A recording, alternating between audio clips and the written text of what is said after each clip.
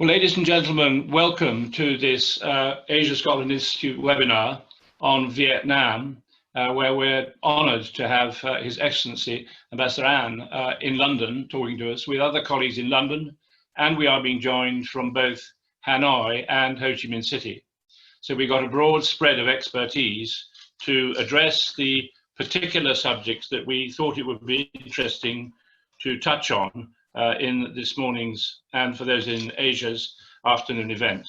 And we're gratified that we've got such a good group of people with us. The ambassador has been held in position in London since he took over in 2018, and he and his team fulfill a very important function in explaining to the UK and to Ireland, which I gather he also covers, what Vietnam is up to.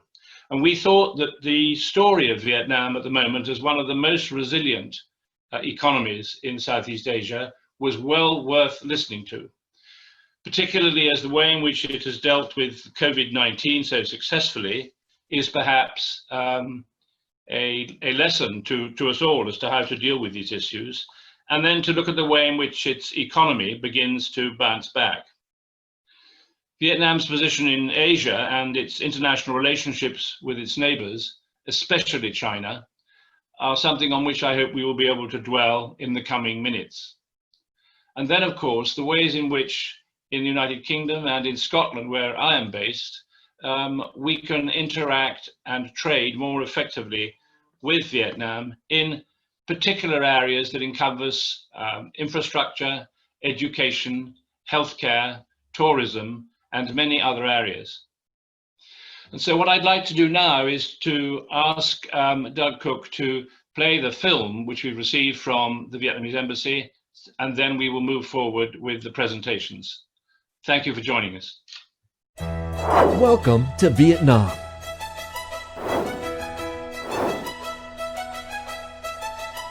The land of miracles.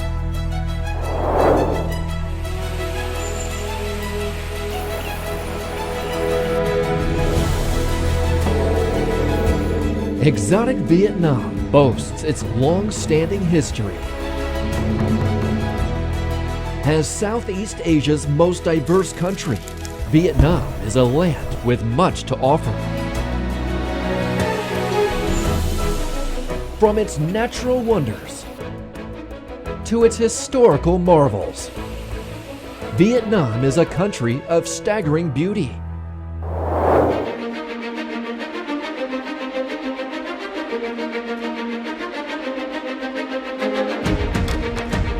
After 30 years of successful Doi Moi process, Vietnam is an emerging, dynamic economy located in the heart of the region's economic hub.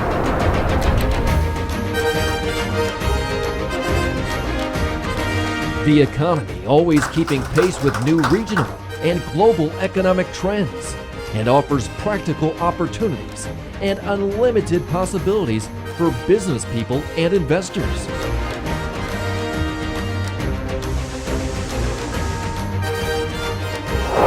A young, hard-working, and skillful working population. The abundantly rich tradition and culture, and its welcoming people. For an experience as unique, look to a destination as unique as Vietnam. Welcome to Vietnam. It's my great honor and to be here together with my colleague from the embassies and from Vietnam to talk about Vietnam and the opportunities for cooperation between UK in Vietnam in general and between Vietnam and Scotland in particular. As I understand that COVID-19 pandemic is now still very much in the mind of every of us. Scotland is no exception. I know that compared to the other part of UK, so you have the less number of affected patients and less number of deaths, but still it's also very concerned matters for us all. So in this context, so allow me to talk a little bit about our efforts in fighting the pandemic, COVID-19.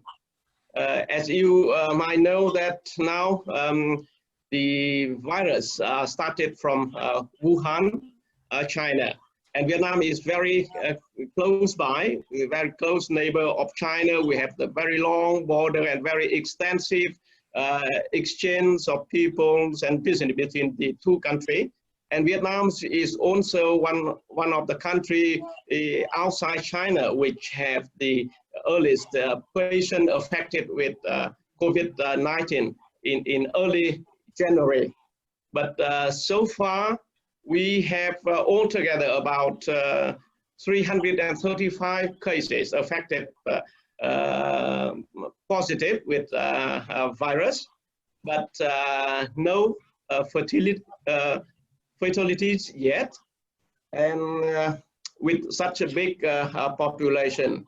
So I think that to some extent, we can say that Vietnam has been successful in containing the pandemic. Of course, you may already heard on the press, I know that, and also the Scotland Institutes also have some study and some about our experience. But so I just would like only to highlight a few points that I think it's very special in our fight against the virus. I think the first thing should mention is our approach toward the pandemic.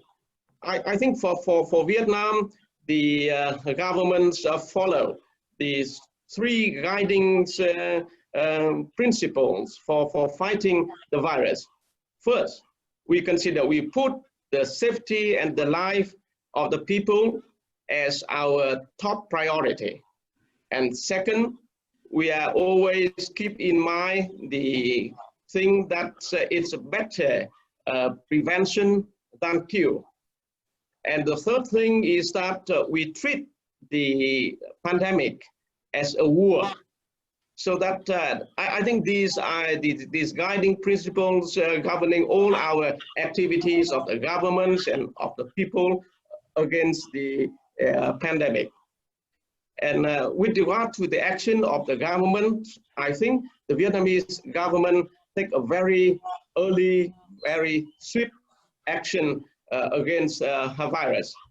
You know that Vietnam is the first country, one of the first country who banned all the air flights between Vietnam and China.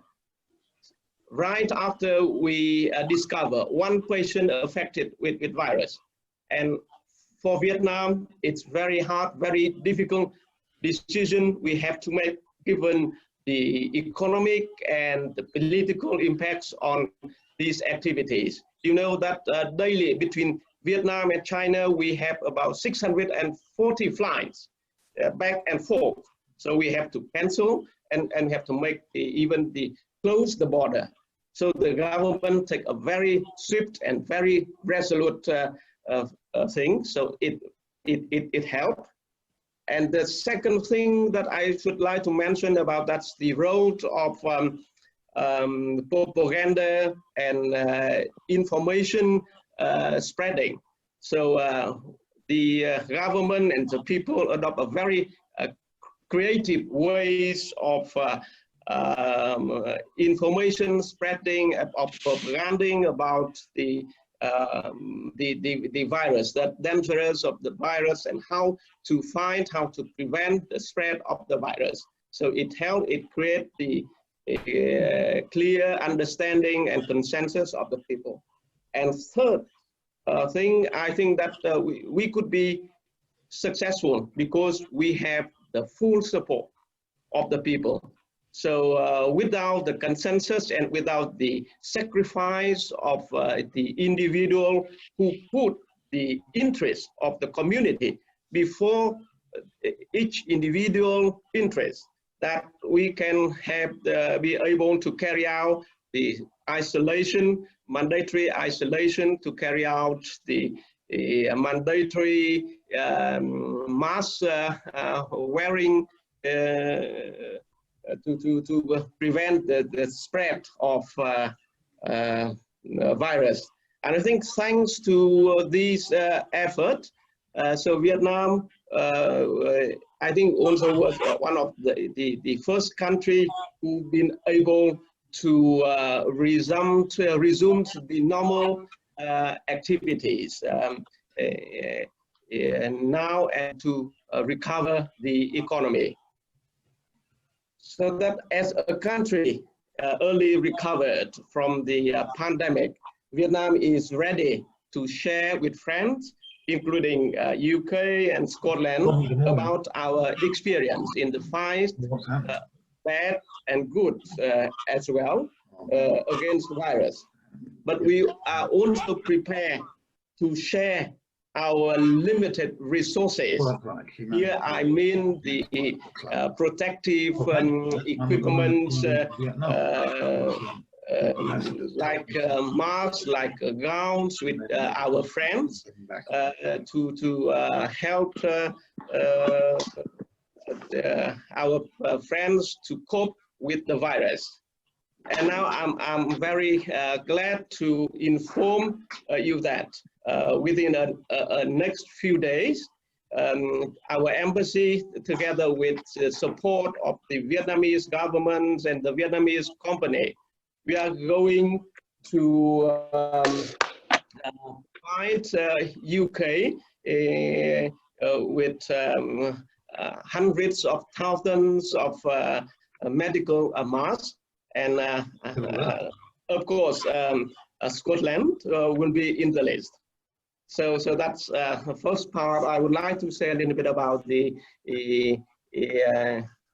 pandemic and how we fight. And as far as Vietnamese economy is concerned, so maybe you are all aware that Vietnam is from a very war-torn country, heavily devastated by the war.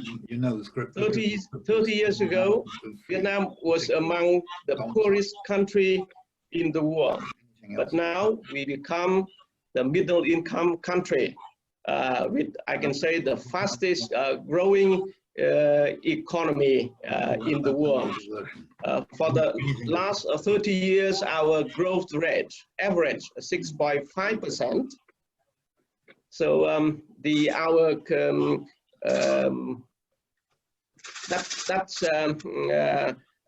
our economy is also developed, is one of the most open economy in the region and the world, given the fact that now import and export account for more than 200% of our GDPs. Our now trade volumes now stand at over 500 billion US dollar, 170 times increase compared to 1980s when we started our reform policy.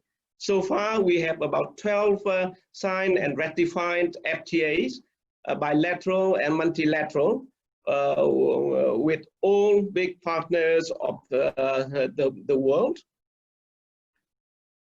The third thing about our economy is that the government invests heavily in human resources development and also in infrastructure. So every year, about 5% of our GDP is spent for the infrastructure development. So, of course, the pandemic, COVID-19 had a big impact, negative impact on our economies, like other economies in the world. So from the growth rate at about over 7% last year, so the first 5 months of this year, our GDP growth slowed down and stand only at 3.8%. Our export growth only 4.7% against the 7% growth as compared to last year. And due to the COVID-19, ADB estimated that our GDP for 2020 could only grow at 4.8%. It's below our targets of 7%. However, but others, like World Bank, IMF also think that Vietnam are among the country least affected by coronavirus. And like Mr. Ngoc mentioned, that our relations with other countries are very good. We enjoy the good relations with all countries in the world. With China as a case in point, even though now between China and Vietnam we have the territorial issue, the dispute in the South China Sea, but except for that, our relations with China is going well, with China as our largest trading partner, and China is also one of the biggest investors in Vietnam. So our Vietnam, for this year, we have the double hats. We are now the current chairman of ASEAN, and we are also members of a non-permanent member of the Security Council, enjoying good relations with country in the world. So the last thing I would like to mention about our bilateral relations and a little bit about the opportunities for trade and investment and cooperation between the two countries. As you know that now in 1973, the two countries established diplomatic relations, and since 2010, the two countries established strategic partnership. So relations, bilateral relations have rapidly developed at length and in depth in various fields: trade, investment, education, tourism, peacekeeping, and cooperation on international fora. So, of course, my other colleague will talk a little bit about more in detail about the economic opportunity for doing business between the two countries. But I should like to mention that we have great potential and ever-growing potential for expanding our relations, given the complementarity factors between our two economies. Scotland, UK in general is very strong in high tech, in finance, in services.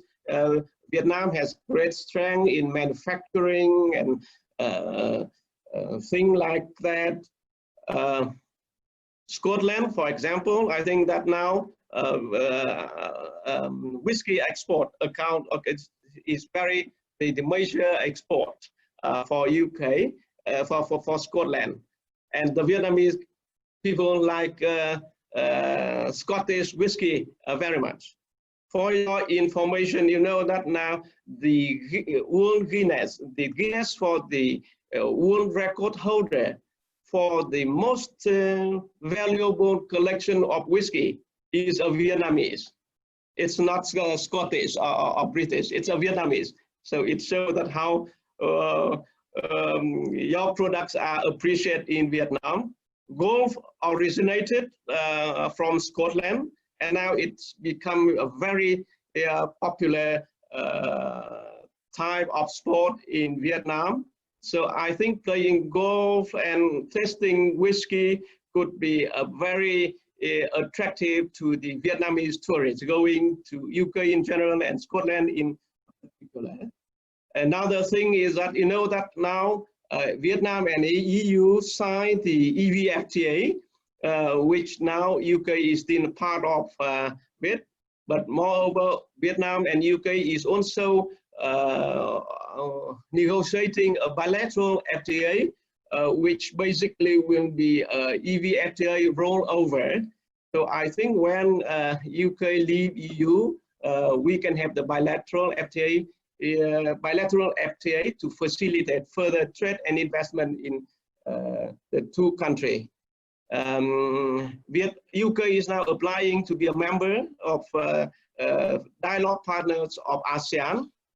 We also, as a chair, and as also from the bilateral aspect, you have the strong support of Vietnam for UK in deeper and stronger involvement with ASEAN. So with this, I think that I go a little bit over my time already. So I wish the webinars a good discussion and have more information about Vietnam and the potential for cooperation between the two countries. I thank you. Ambassador, thank you very much indeed. We're going to pass now to Ms. Tao Griffiths from VCCI. Well, thank you very much, Doug, for organizing this event, you know, in the context of so much uncertainty of COVID. And thank you everybody for your time. My name is Tao. I work at Vietnam Chamber of Commerce and Industry. My colleague at VCCI and I look forward to furthering conversation with you either by phone, email, or in person when our borders are open again. So let me piggyback on Ambassador An's last point of his presentation, which is the EU-Vietnam Free Trade Agreement. And the good news is that the UK is trying to replicate the same terms and conditions of this EU-Vietnam Free Trade Agreement with Vietnam. So what I'm going to do is, within the next 4 minutes, to go into a few key features of this agreement so that you know what opportunities are in the pipeline for you, you know, British and particularly Scottish businesses when you come to Vietnam. So earlier this month actually, just more than a week ago, the National Assembly of Vietnam ratified the EU-Vietnam Free Trade Agreement with 100% vote. And it was known as the most ambitious trade agreement, free trade agreement between EU and a middle income country. And it aims to eliminate 99% of tariffs of goods and services of both parties. And it really means that Vietnamese exports will enjoy new opportunities of doing business with EU, the largest single market in the world. So what are the benefits for Vietnam? Our GDP may grow additional 2 to 2% in the next 5 years and 7% in the next decade. And tariff for most Vietnamese export to the EU will gradually reduce to 0%. And therefore our export volume to the EU is expected to grow about 35% in the next few years. Our wage will increase obviously by approximately 12%. And the FTA will also generate greater effects, particularly increased quality of investment flows from the EU. That is to differentiate from other low quality of investment from other countries in the region that we try to eliminate or to avoid. This also increases the acceleration of the process of sharing expertise, transfer of technology, and also job creation. And in terms of benefit for the EU countries in doing business with Vietnam, at the moment, there are already 22 out of 28 member states of the EU are trading partner with Vietnam. And you will enjoy better access to EU's second most important trading partner in the ASEAN. And with improvement of intellectual property rights and also higher level of security of investment in Vietnam. So what I do next is I go into the opportunity in some specific sectors, including automotive, pharmaceutical products, especially alcoholic beverages, textile, and agriculture. In automotive, almost full liberation of EU machinery exports to Vietnam. Some items will be duty-free after 7 years, some after 10 years. Generally speaking, the demand for automobiles in Vietnam is on the rise. We have a fast-growing middle class in Vietnam compared to other countries in the region or even globally. Vietnam is expected to be the new production hub in Asia for the machinery and especially automotive manufacturing industry. For pharmaceutical products, it already accounts for 8% of EU export to Vietnam. When the FTA go into force, it will see an improvement of intellectual property right protection, further simplification of market authorization, and obviously better access to market. On the alcoholic beverages, the geographical indication will be better protected, tariff will be reduced after 7 to 10 years maximum, and Vietnam will also remove or decrease restriction in manufacturing of beverages. On textiles, it is a big item. EU has long time been the second largest importer of Vietnamese textile and garments. And within the 5 to 7 years, the current duty rate of 12.4% will be eliminated. And therefore, it is expected that garment and textile material project will move to Vietnam to take advantage of this agreement. Therefore, there will be many chances for supporting industry development. The key detail I want you to remember here is that we have around 6,000 textile companies in Vietnam. What it means is that about 600,000 machines have to be upgraded, replaced, and could be imported from the EU suppliers.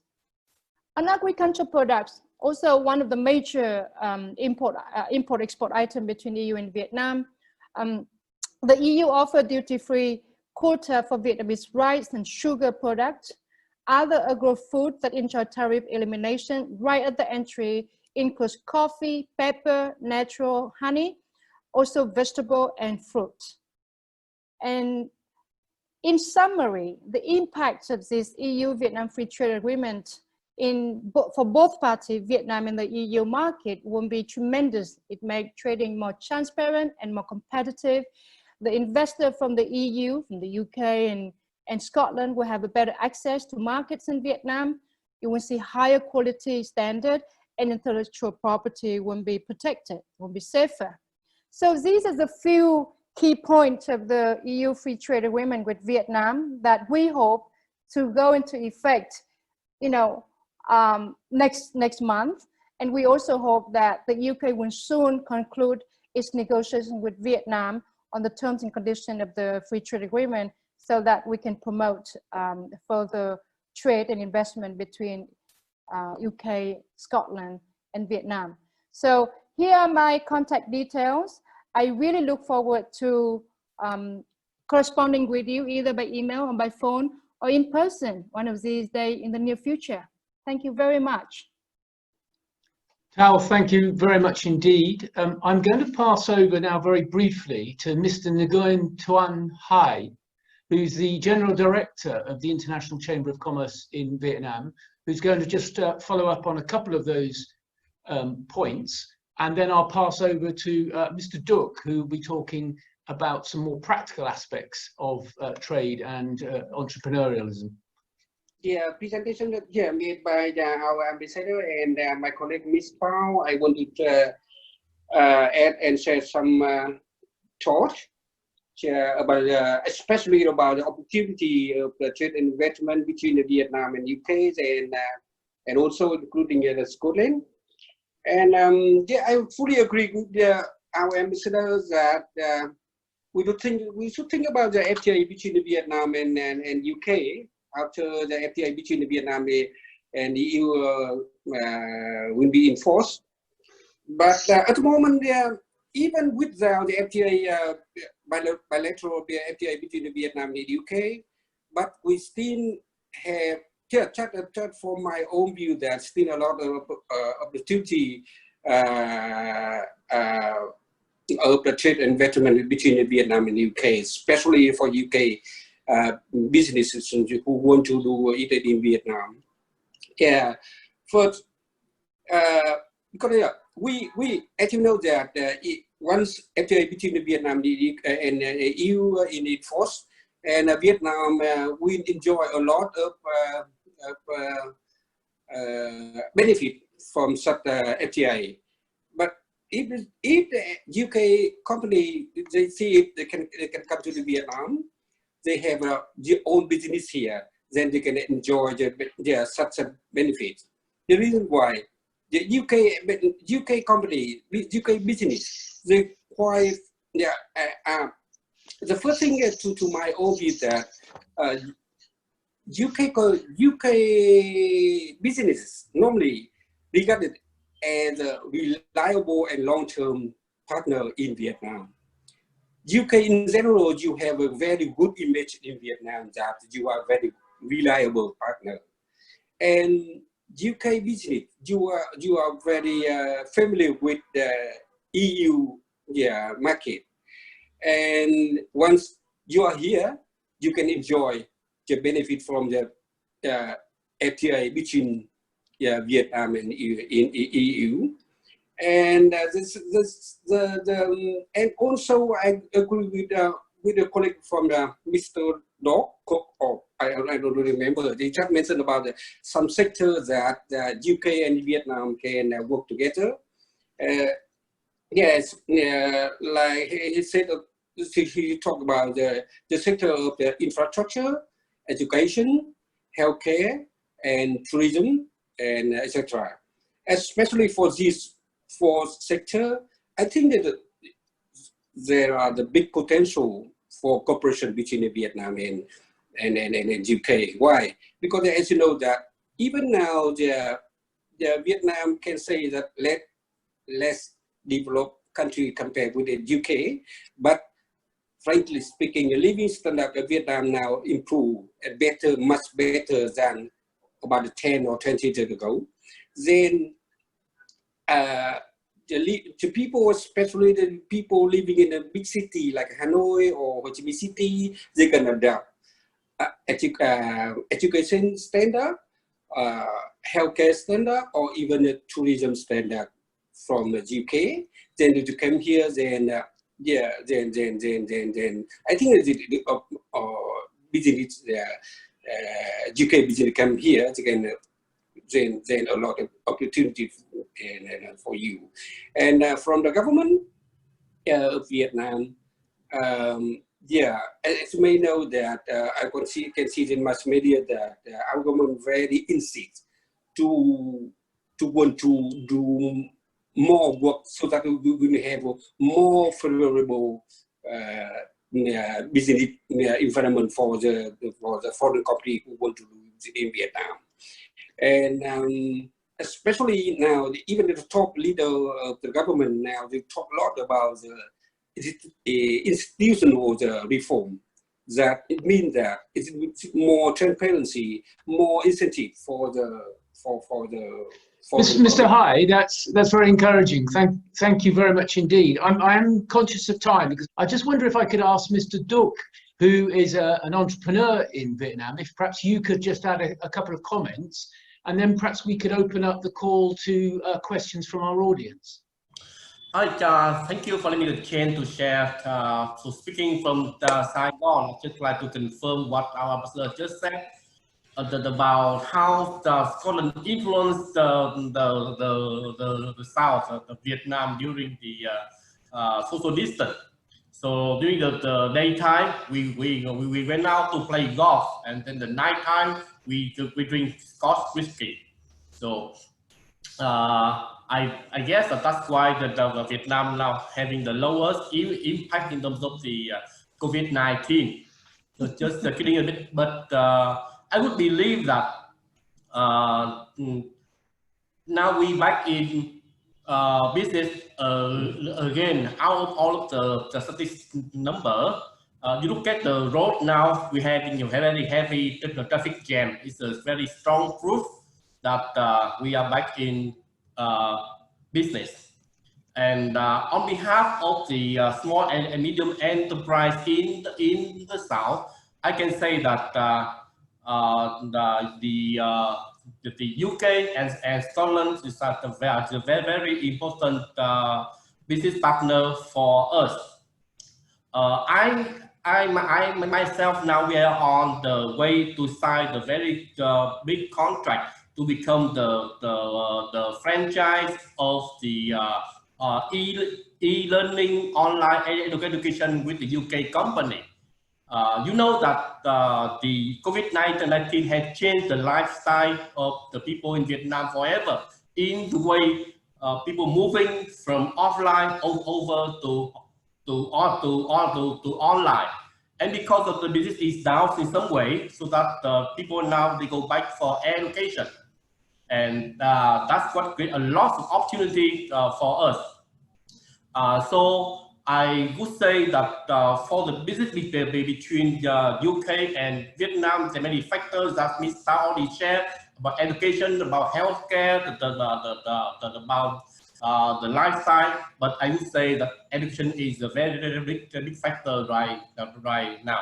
Many people go back and study English, and then that's why the e-learning from Business Council and many programs have been strongly implemented in the country in general and also in Ho Chi Minh City. That is one. The other thing about the lifestyle here. You mentioned about the golf and also the whiskey, and then Land Rover cars now very popular. Triumph now is very popular here. But I would say that we can do more than that. Your ambassador and also your general counsel doing a very good job last year and years ago about the Great Britain campaign. We have Great Education campaign, you have the Great Lifestyle campaign, the entrepreneur campaign. You've been sending here so many Michelin chefs, and we do a lot of event here at the hotel and also the road show, and also on the music side. So what I would say to here is, out of all of the things that the ambassador and culture said about the other sector, lifestyle is also the very important factor, the very potential about business that the UK and Scotland can do in Vietnam in general and in Ho Chi Minh City in the South in particular. Thank you. Thank you very much indeed. I'm hoping that we've still got Miss Tran Hong Lee, who was perhaps going to address some issues of education. I just brief some information about the collaboration in education between Vietnam and the UK, including Scotland.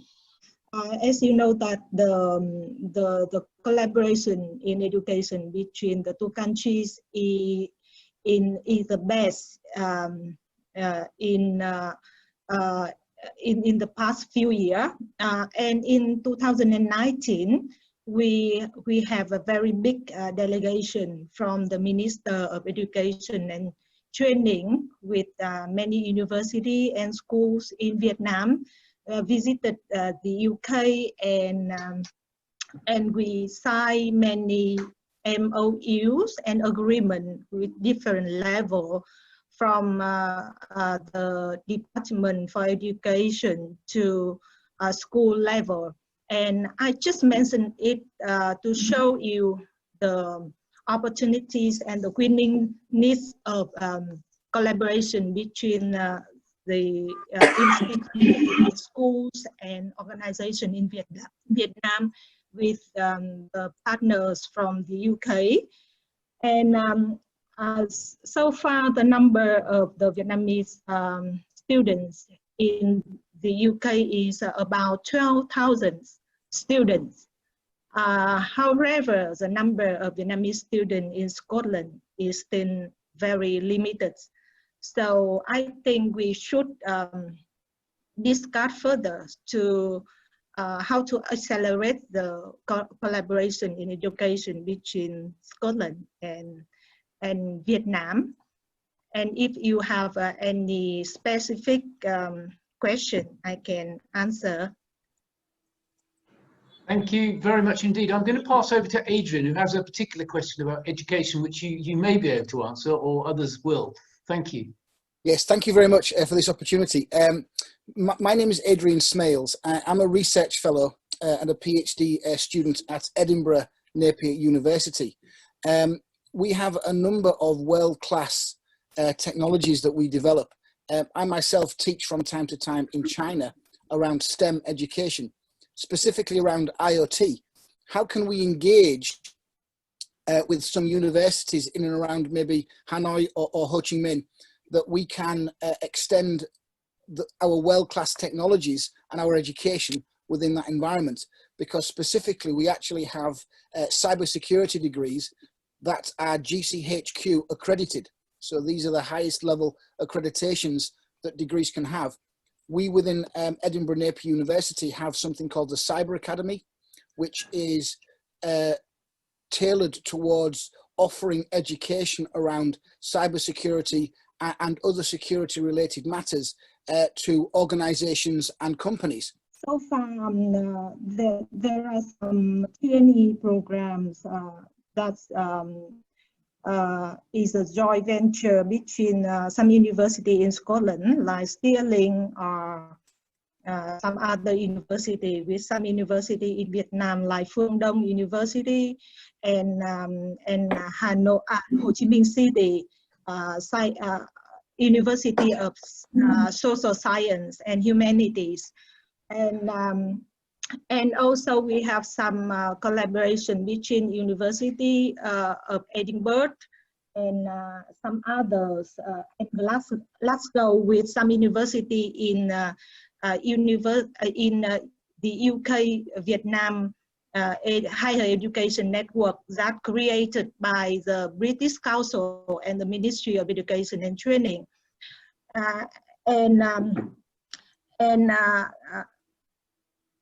And I think we have COVID-19 is a very serious pandemic. However, it's changed the way of learning and teaching from face-to-face to online teaching and learning. And also it's created many others collaboration opportunities for the both for our countries. I can mention some field of collaboration we can mention between the UK and Vietnam, and the Scotland can focus on. That is English language training, English testing, teaching and learning methodology, teacher training, and online teaching skill for lecturer, and online learning skills for the student. And also you mentioned about the technology field, and I can introduce you with some Vietnamese partner in Vietnam that you can discuss further about how to cooperate with Vietnam in this field. And I can mention about visa platform. In 2013, when the Minister of Education and Training visited the UK, we signed an MOU with Visa, the one who organized educational technology exhibition. That attract many foreign companies as well as the UK companies to show their technologies in education. And we signed an MOU, an agreement with them to organize the educational technology exhibition in Vietnam every year. And the last year we organized once in Ho Chi Minh City. And in 2020, in fact, we have planned to organize in March. However, it was delayed and postponed because of COVID-19. So I think they may have some kind of information further for us. We can organize it by the end of this year. If you want, you can joined the delegate from the UK that headed by, I think, VIT, organized by VIT and Visa to visit Vietnam to show your technology and sign MOU or agreement with school and university in Vietnam. Or I can introduce you to some partners in Vietnam directly. Yeah, please contact me. I think I can give. Thank you very much indeed. I'm going to ask Martin if he would ask his question about tourism, if I may, please. Thank you very much. Thanks to you all for your excellent update on things in Vietnam, and particularly congratulations to the whole country on the handling of COVID-19. As you and I and others have discussed before, I have a great interest in the tourism sector, and could you or someone update us a bit more on Vietnam's plans for the relaunch? It's got great potential. Just this year, beginning of this year, before COVID-19, the tourism office for Vietnam was opened in London.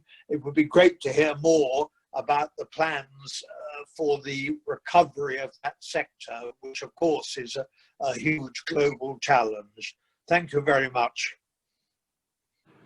Vietnam demand for energy is increasing very fast, and the supply a bit left behind. And the Vietnamese government encourages the foreign investment in the energy sector. And the UK and the Scotland is very strong in energy technology and finance. And apart from the education opportunities, as mentioned by my colleague, Ms. Lee, I suggest Scotland pay more attention on the energy sector. The other opportunity, I think, is supporting industries. Vietnam is a bit dependent on the unfinished products, or more specifically is the important input to produce products for both domestic market and exports. And if the UK or Scotland can see that a bit underdevelopment of the supporting industry, you may catch the opportunity and make profits. Thank you. Thank you very much indeed. Just picking up on, besides the energy point, I just wondered if there's somebody who could perhaps just address the opportunities for tourism and what's going on in Vietnam to encourage the growth of tourism post-COVID.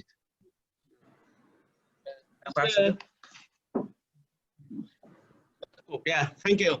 Mr. Martin, thank you for your kind words about Vietnam and things. With regard to your question about tourism, I think tourism is also the areas of priority in the cooperation between UK and Vietnam. You know, for the last 5 years, the UK is the fastest growing tourist market, with a bigger and bigger number of tourists going to Vietnam. Last year it was 300,000. And this year, as you mentioned, so 2020 is a very important year, as the two countries mark the 10th anniversary of strategic partnership. So we plan quite a number of activities apart from the economic, other cultural activities, the people-to-people exchange. We planned Vietnamese painting exhibition. We planned the guitar performance. We have the plan to invite the Philharmonic Orchestra from Vietnam to perform in London. But due to COVID-19, these programs have to be delayed. And we still very much would like to further promote the exchanges between the two countries, but it will be very much depends on the COVID-19, how we handle. And if the condition allows, so we will resume it. So make sure that that we are working on it, and we would like to welcome more and more UK tourists to Vietnam, not only because Vietnam is a beautiful country with a lot of scenic places, but we are also very rich in history. You have a 4,000 year history, and also because after COVID, so Vietnam is also very known as a safe destination for tourism.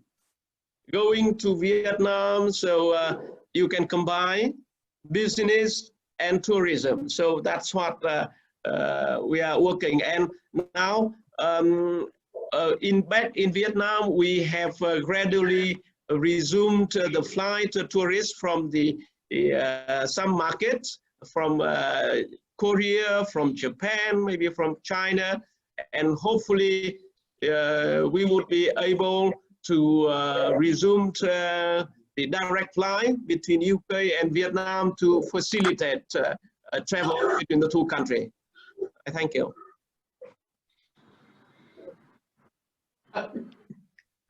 Ambassador An, thank you very much indeed.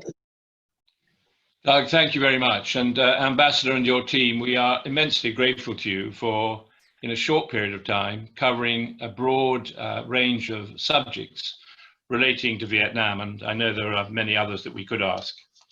We will be issuing this webinar out again. And they used to talk about silent movies. We had a silent movie earlier on because the sound wasn't working. So we'll put that right. But to all of you, thank you. To those who've been listening on this call, thank you as well. I know that Vietnam is open for business and for tourism. Martin Barrow had asked the question about that. And you are very important allies of the United Kingdom. There are close connections between the UK, Scotland and Vietnam. And we look forward very much to building on those through the help of the Asia-Scotland Institute and your embassy in the coming months. So to all of you from Vietnam, thank you so much for spending time with us today. Thank you.